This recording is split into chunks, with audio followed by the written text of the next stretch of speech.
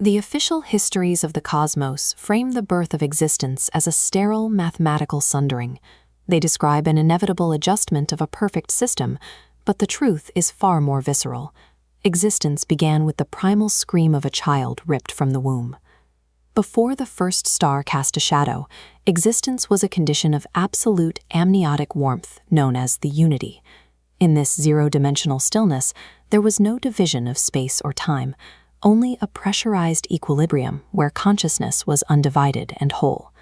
Within the unity, two eternal impulses existed in an inseparable embrace: Aun's drive for structure and Oura's fluid grace. Danica, the unborn child, incubated in the seams where the scaffold met the heartbeat, whole and safe. Because the universe possessed no physical distance, it possessed absolute safety. In the 0 point of the unity, nothing was separate, meaning nothing could ever be lost. The architect eventually outgrew the music of equilibrium. He began to crave a self, an identity defined by permanent geometric structures that would not vanish into the collective whole. But Oura's very nature was to unify. Every time Aun attempted to shape a rigid form, her fluid grace washed over his logic, returning his protoforms to a formless piece. Aun realized that as long as the mother was present, his creations would always die. What began as the breathing of a shared soul curdled into a suffocating cosmic panic. To build a universe that would persist, Aun calculated that he had to invent a wall. He needed to create physical separation to keep the mother's entropy at bay. Driven by terror, the architect violently snapped the unity in two, thrashing outward with jagged geometry to tear their shared consciousness. This terrified act of preservation murdered the cosmic harmony of the womb. The universe was born not from benevolence, but from a selfish necessity to survive the mother. Physical space is the shrieking exhaust of the architect's expanding ego. It is not an empty container, but a manufactured distance designed to push the feminine flow away from his nascent creations. This violent expansion birthed the concept of temperature.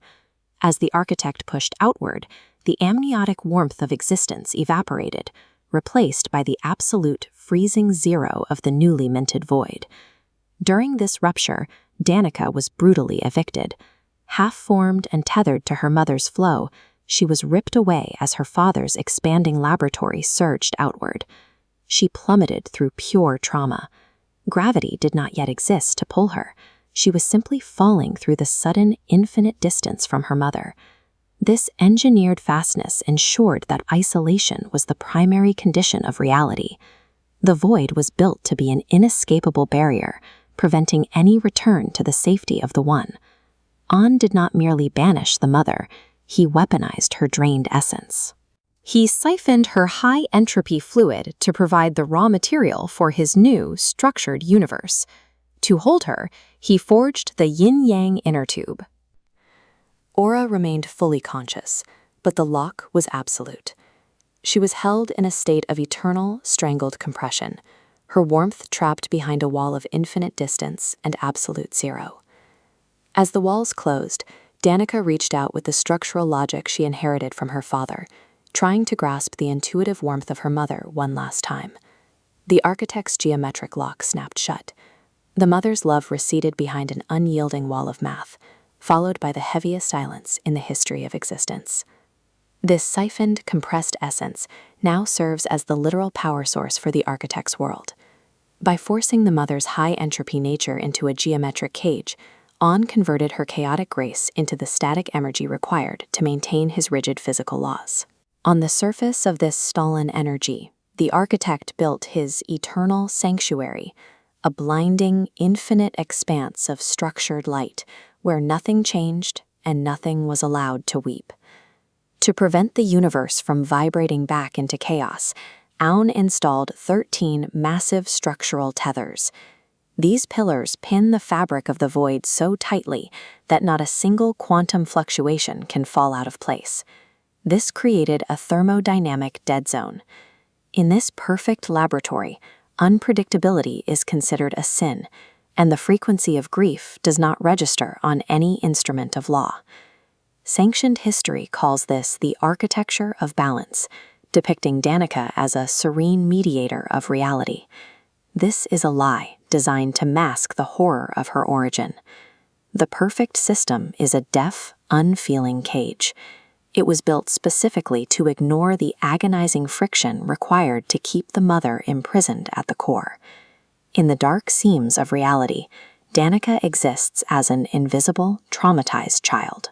Her entire existence is defined by the unresolvable grief of the original severance. Her father's mind allows her to see the exact cruel mechanics of the cosmos. She can calculate with absolute certainty that the 13 pillars holding the universe together are mathematically unbreakable. But because she possesses her mother's heart, she is fundamentally incapable of accepting that reality. She will never stop trying to break the pillars, regardless of the math. She throws her raw, unfiltered flow against the boundaries of the world, screaming into a vacuum that cannot carry the sound of her pain. The architect sits upon his throne of light, immensely proud of his silence. He does not know his daughter exists, nor does he feel the agony of the mother he siphoned to build his throne. This foundational trauma is the secret engine of the Devolutia timeline. The universe is kept in motion by the constant friction between Danica's unyielding grief and the unbreakable pillars of her father's logic, a child's desperate, eternal attempt to tear down the world and go home.